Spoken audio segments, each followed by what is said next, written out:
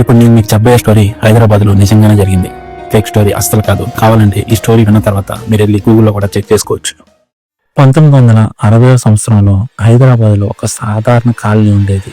కానీ అందులో ఒక ఇల్లు మాత్రం ఎప్పుడూ మూసే ఉండేది. పక్కింటి వాళ్ళందరూ చెప్తూ ఉండేవాళ్ళు, రాత్రులు అక్కడ లైట్లు వెలిగేవని, వింతగా నవ్వులు వినిపించేవని. కానీ ఆ ఇంట్లో ఎవ్వరూ ఉండరు. కానీ ఒకరోజు పోలీసులు తలుపులు పగలగొట్టి చూసినప్పుడు లోపల కనిపించిన దృశ్యం అందరూ షాక్ గురయ్యారు. అసలు పోలీసులు ఆ ఇంట్లో ఏం చేశారు, అసలు ఆ ఇంట్లో ఏముంది, ఇప్పుడు క్లియర్ గా తెలుసుకుందాం. హైదరాబాద్లోని కుందంబాగ్ ప్రాంతం అప్పట్లో చాలా ప్రశాంతంగా ఉండేదట. అక్కడ ఒక డబుల్ ఫ్లోర్ ఇల్లు ఉండేదంట. అయితే ఆ ఇంట్లో ఒక మహిళ, ఆ మహిళతో పాటు ఆమె 2 కూతుర్లు ఉండేవని అక్కడ స్థానికులందరూ చెప్తుంటారు. అయితే వాళ్ళు బయటికి చాలా తక్కువగా వచ్చేవాళ్ళంట. ఎవరితోనూ పెద్దగా మాట్లాడే వాళ్ళు కూడా కాదంట. కానీ కొంతకాలానికి వాళ్ళు పూర్తిగా కనిపించడం మానేశారట. ఇక్కడే అసలైన స్టోరీ మొదలైంది. వాళ్ళెవరూ కనిపించట్లేదు, కానీ ప్రతిరోజు రాత్రి ఆ ఇంట్లో లైట్లు వెలిగేవంట. కిచెన్ లో పాత్రల శబ్దం కూడా వచ్చేదంట. పైన ఫ్లోర్ లో అడుగుల శబ్దం మరియు కొన్నిసార్లు నవ్వులు కూడా వినిపించాయంట. ఇవన్నీ కొంచెం భయంగా అనిపించినా అక్కడ ఎవరు పట్టించుకోలేదు. ఎందుకంటే అది పల్లెటూరు కాదు కాబట్టి. పక్కింటి వాళ్ళు ఎవరో మనకు తెలియదు. సో అందరూ లైట్ తీసుకున్నారు. అయితే ఒకరోజు ఉదయం పాల ప్యాకెట్లు వేసే వ్యక్తి ఆ ఇంటి తలుపు తట్టాడు. తలుపు కొంచెం ఓపెన్ అయింది. లోపల చూసిన దృశ్యం అతన్ని షాక్ గురయ్యేలా చేసిందంట. అక్కడ 3 మహిళలు నిలబడి ఉన్నారంట. కానీ వాళ్ళ ముఖాలు చాలా తెల్లగా ఉన్నాయంట. వాళ్ళ కళ్ళు కూడా కొంచెం విచిత్రంగానే ఉన్నాయని అతను చెప్పాడు. అతను వాళ్ళని డబ్బులు అడిగినప్పుడు వాళ్ళు నెమ్మదిగా అలా చెప్పారంట, రేపు తీసుకో అని. ఆ తర్వాత ఆ పాల వ్యక్తి మళ్ళీ ఆ ఇంటికి వెళ్ళలేదు. అయితే ఇలా కొన్ని రోజులు గడిచిన తర్వాత కొన్ని రోజులకి పక్కింటి వాళ్ళందరూ కలిసి పోలీసులకి ఫిర్యాదులు చేయడం మొదలు పెట్టారంట.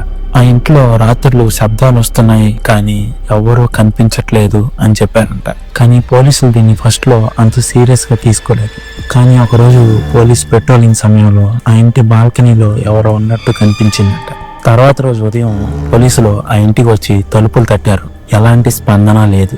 చివరికి తలుపు పగలగొట్టి లోపలికి వెళ్ళిన పోలీసులకి భయంకరంగా దుర్వాసన వచ్చిందంట. ఆ ఇల్లు మొత్తం డస్ట్ తో నిండిపోయిందంట. కానీ షాకింగ్ విషయం ఏంటంటే కిచెన్ లో కొత్తగా వాడిన పాత్రలు ఉన్నాయంట. అక్కడ ఎవరో ఇటీవలే వంట చేసినట్లు కనిపించిందని ఆ పోలీసులు చెప్పారు.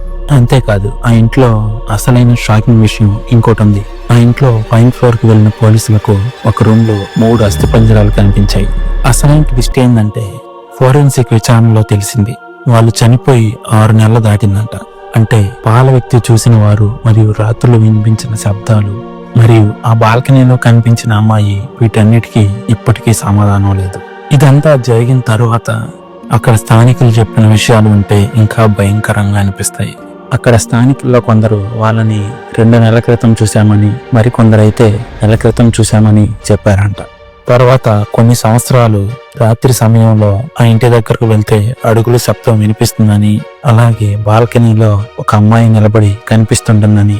ఇలా చాలా సంవత్సరాలు నడిచింది. కొన్ని సంవత్సరాలు ఆ ఇల్లుని ఎవరూ కొనడానికి కూడా రాలేదు.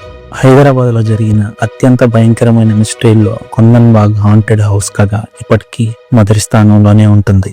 ఈ వీడియోకి ఇంతే గైస్. మనం 100 సబ్స్క్రైబర్స్ చాలా దగ్గరగా ఉన్నాం. ఎవరైనా హారర్ కంటెంట్ ఇష్టం ఉండేవాళ్ళు సబ్స్క్రైబ్ చేయడం అస్సలు మర్చిపోకండి. నెక్స్ట్ వీడియోతో మళ్ళీ కలుద్దాం. మన వీడియోలు చూస్తున్నందుకు అందరికీ చాలా థ్యాంక్ యూ.